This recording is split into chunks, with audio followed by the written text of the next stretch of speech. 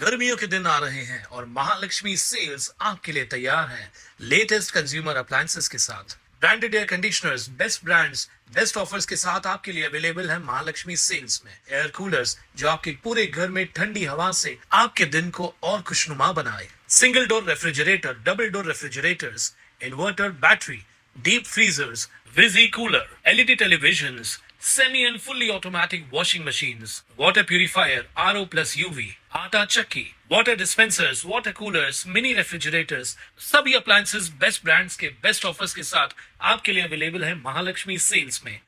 वसंत moon प्रतिष्ठानतर्फे दिला जाणारा वसंत मून पुरस्कार 2026 यंदा ज्येष्ठ विचारवंत व हिंदी मराठी साहित्यिक प्राध्यापक दामोदर मोरे यांना प्रदान करण्यात आलाय। सन्मानपत्र, सन्मानचिन्ह आणि 21,000 रुपयांचा धनादेश देऊन त्यांचा गौरव करण्यात आला। हा सोहळा तक्षशिला विद्यालयाच्या प्रांगणातील डॉक्टर बाबासाहेब आंबेडकर भवन येथे उत्साहात पार पडला। कार्यक्रमाच्या अध्यक्षस्थानी अखिल भारतीय मराठी साहित्य संमेलनाचे माजी अध्यक्ष श्रीपाल सबनीस होते। प्रमुख पाहुणे म्हणून पद्मश्री कल्पना सरोज यांची उपस्थिती लाभली। तसेच डॉक्टर प्रकाश वाकोडे, महेश भारती, कमलेश सोनाळे, IM मोरे, किरण सोनावणे यांच्यासह अनेक मान्यवर उपस्थित होते। अध्यक्षीय भाषणात श्रीपाल सबनीस म्हणाले की डॉक्टर बाबासाहेब आंबेडकर यांचे कार्य केवळ दलित समाजापुरते मर्यादित नसून ते विश्वात्मक आहे। ज्ञानाची व्याप्ती व्यापक असून त्या संदर्भात वसंत मून यांचे कार्य जागतिक पातळीवर पोहोचते असे त्यांनी नमूद केलं। वसंत मून हे अस्सल, प्रामाणिक, प्रांजळ, सत्यनिष्ठ आणि वस्तुनिष्ठ संशोधक होते। राहुल सांकरटायन आणि तुमच्या D.D. कोसंबी या वारशात चालवणारे संशोधक होते।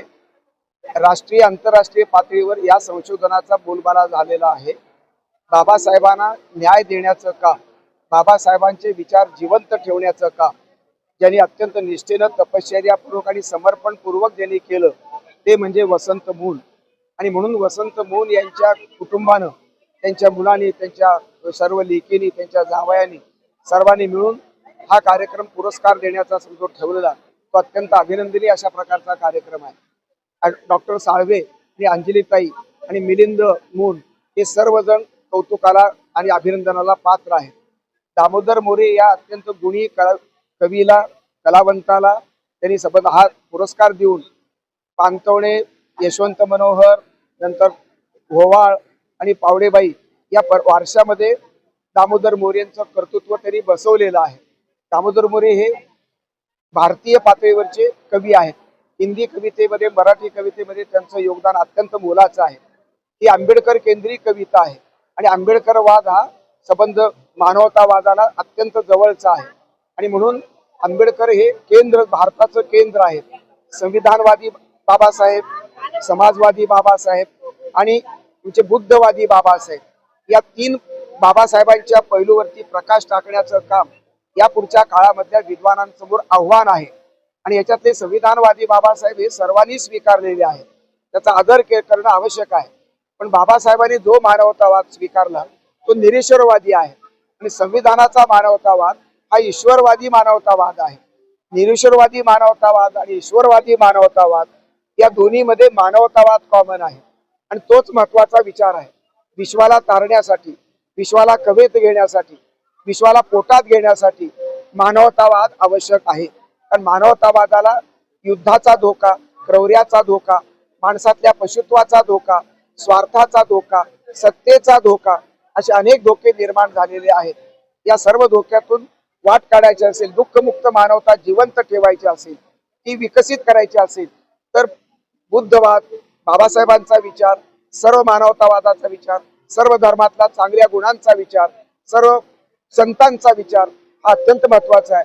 तो जपावा यासाठी हा कार्यक्रम बळ देणारा आहे, एवढंच माझं मत आहे। सत्कारमूर्ती प्राध्यापक दामोदर मोरे यांनी आपल्या भाषणात वसंत मून यांच्या कार्याचा गौरव करत त्यांच्यासोबतच्या आठवणींना उजाळा दिला आणि त्यांच्या विचारांची व्यापकता अधोरेखित केली। डॉक्टर चंद्रकांत साळवे, रोहित साळवे, अंजलीताई साळवे, मिलिंद मून आणि उपस्थितामध्ये अनेक चेहरे आहेत ज्यांची नावं घ्यायला पाहिजेत, पण ती आता मी घेऊ शकत नाही। मित्र हो, मी फक्त 5 मिनिटं घेणार आहे कारण वेळ नाही आहे आणि सरांचं ऐकावं अशी माझी पण इच्छा आहे. कचरू मोरे आणि पुंजाबाई मोरे, कचरू म्हणजे कचरा, पुंजाबाई म्हणजे त्या कचऱ्याचा पुंजा, आणि ही नावं कुणी ठेवायला लावली? ही मनुस्मृतीने ठेवायला लावली. कारण शूद्रांनी चांगली नावं ठेवायची नसतात. त्यामुळे त्या कचऱ्या पुंजातून उमललेला अंकुर म्हणजे मी. मित्र हो, 1945 साली अकोल्याला डॉक्टर बाबासाहेब आंबेडकरांचं भाषण होतं. भाषण तिथे आहे हे कळताच वडील त्या काळात मोपोरून एका फडक्यामध्ये भाकर चटणी बांधून पायी चालत अकोल्याला भाषण ऐकण्यासाठी गेले. तिथून घेऊन काय आले? बाबासाहेब आंबेडकरांचा फोटो घेऊन आले. आणि गावात समता सैनिक दलाची माझ्या घरापुढेच कवायत होत असे. संभाजी वस्तात, नामदेव वस्तात शिक्षण देत असत. आणि त्यांनी विचारणा केली गावात, बाबासाहेबांचा फोटो कोणाकडे आहे का? कारण आधी सलामी द्यायची, त्रिशरण पंचशील द्यायची, तर फोटोची गरज होती. आणि मग त्यांना सांगण्यात आलं की कतुरजी मोरे यांच्याकडे फोटो आहे फक्त. मग माझ्याकडे जबाबदारी देण्यात आली की तू बरोबर कवायत सुरू होण्याच्या आधी 4:45 वाजता तिथे फोटो घेऊन जायचा आणि 6 वाजता कवायत संपल्यानंतर तो घरी घेऊन यायचा. असे बाबासाहेब माझ्या मनोभूमीत रुजत गेले. पुसद शहरात शिकायला आलो. वर्तमानपत्रात बातमी वाचली, तिकडे ब्राह्मण गावाला आपल्या स्त्रीची नग्न धिंड काढली. महाराष्ट्र पेटला. राजा ढाले यांनी साधनेमध्ये लेख लिहिला. मुंबई पेटली. नामदेव ढसा ढगधगायला लागले विचारातून, भाषणातून. इकडे पॅन्थरचा जन्म झाला आणि हीच आग तिकडे पुसद शहरात विद्यार्थी म्हणून माझ्या मनात धगधगत होती. ती शब्दरूप झाली, ती कविता रूप झाली, ती गीत रूप झाली. आणि आम्ही तिथे पुसद शहरात मोर्चा काढला. त्या मोर्चाचं रूपांतर सभेत झालं. तेव्हा अनेक जणांनी सुचवलं की सभेची सुरुवात तुझ्या गाण्यानं झाली पाहिजे. आणि मग मी सुरुवातच केली. त्या तीनही कडव्यावर टाळ्या पडल्या आणि दामोदर मोरे त्यांना माहिती झाली कवी म्हणून. विद्यार्थी म्हणायला लागले की तुझं पुस्तक काढलं पाहिजे. अरे म्हटलं 60 रुपये स्कॉलरशिप मिळते, कसलं पुस्तक आणि कसलं काय. पण विद्यार्थी जिद्दीलाच पेटले. ते पैसे गोळा करायला लागले. मग म्हटलं तुम्हीच गोळा करू नका. बहुतेक सर्व प्राध्यापक माझ्यावर खूप प्रेम करतात, त्यांच्याकडेही जा. आणि त्यांनी लगेच एक अर्ज तयार केला आणि फिरवला. बऱ्यापैकी पैसे जमले आणि विद्यार्थी आणि प्राध्यापकांनी 6 डिसेंबर 1972 साली तो भीम असता तर हे माझं पहिलं पुस्तक प्रकाशित केलं. रेल्वेमध्ये अनेकांना आश्चर्य वाटतं की दामोदर मोरे हिंदीकडे कसे काय वळले. हिंदीच्या देशभरातल्या प्राध्यापकांना, साहित्यिकांना वाटतं की मी हिंदीचाच प्राध्यापक आहे. पण अकोल्याला सासरे SP होते आणि ते म्हणाले की आता इथपर्यंत आलात, मुलीला दुसऱ्या गावी भेटून जा आणि अकोल्याला बसण्यापेक्षा मलकापूरला बसा. मुंबईला येणाऱ्या ट्रेनमध्ये रिझर्वेशन तर होतं, पण जरा उशीर झाला. माझं बस विकलं UPच्या एका बंधूला आणि मग रात्री 2:30 वाजता मी पोचलो तिथे. आधी दुसऱ्याच डब्यात शिरलो होतो. तुम्ही हिंदीमध्ये तो बोलत होता, मीही मोडक्या तोडक्या हिंदीत बोलत होतो. पण मी विपश्यना करणारा असल्यामुळे लगेच मला भान आलं की चूक आपली आहे, आपण उशिरा चढलेलो आहोत. मग मी त्याच्याशी वाद घालणं सोडलं. पण शब्दाने शब्द वाढला होता. मी शांत बसलो, बॅगेवर बसलो आणि रात्री 3 वाजता आयुष्यातली पहिली हिंदी कविता सुचायला सुरुवात झाली. तर का त्या युतीच्या भैयाशी भांडण झालं. आपण म्हणतो ना शब्दाने शब्द वाढत जातो, तसं शब्दो नावाची हिंदी कविता सुत्री भरा लिहून काढली. कागद बॅगेतच असतात लेखक म्हणून. ती लिहून ठेवली, लगेच दुसरी यायला सुरुवात झाली. तीही लिहून ठेवली, तिसरी यायला सुरुवात झाली. 15 दिवस दररोज 5-7 कविता व्हायला लागल्या. वर्ड्सवर दाखवला spontaneous overflow of the powerful feeling काय.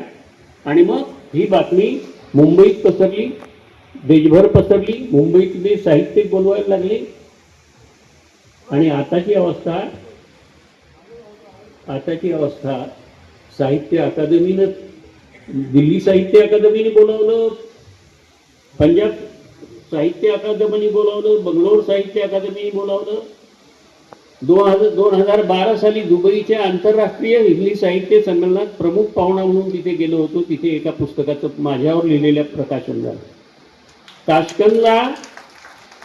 ताश्कंदला बोलावलं, त्याही संमेलनाला चाललो, दिल्लीपर्यंत पोहोचलोही. आणि आयोजकांनी सांगितलं की सर्वांचा व्हिसा मिळालेला आहे, तुमचा नाही. आणि मग ताश्कंदला जायचं राहिलं, पण तिथे मला सृजनश्री पुरस्कार तिथे मिळणार होता.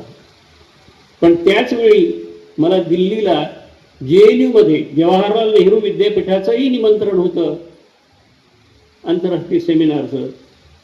त्या सेमिनारमध्ये मग मी तिथे सहभागी झालो, तिकडून परत आलो. यावेळी वसंत मून यांच्यावर आधारित वसंत मून मराठी साहित्य आणि विचार विश्व या पुस्तकाचे लेखिका डॉक्टर जलदा ढोके गाणार यांच्या हस्ते मान्यवरांच्या उपस्थितीत प्रकाशन करण्यात आलं. कार्यक्रमाचे संयोजन डॉक्टर चंद्रकांत साळवे, प्राध्यापक सिंधुताई रामटेके, दिगंबर हजारे, ॲडव्होकेट प्रफुल्ल कोळी यांनी केलं. आभार प्रदर्शन उज्ज्वला मिलिंद मून यांनी केलं.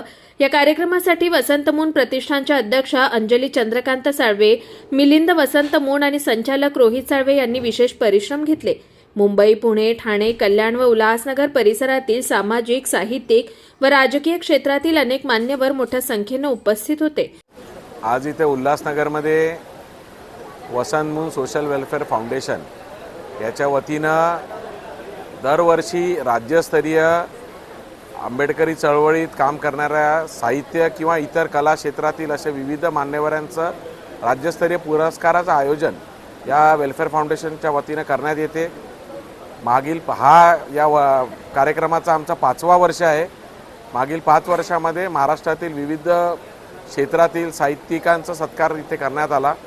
मध्यंतरी कोविडच्या काळाच्यामुळे हा कार्यक्रम आमचा थांबला होता, पण लोकांची पण खूप मागणी होती की हा कार्यक्रम पुन्हा सुरू केला पाहिजे.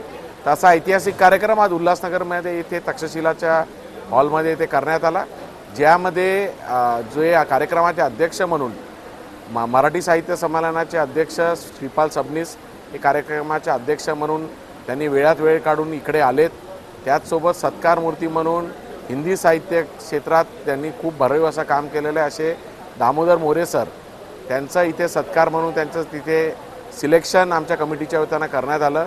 आणि अशा पद्धतीचा हा कार्यक्रम एक वैचारिक कार्यक्रम चांगल्या पद्धतीने या सुभाष टेकडी कुर्ला कॅम्प परिसरात आज इथे संपन्न झाला.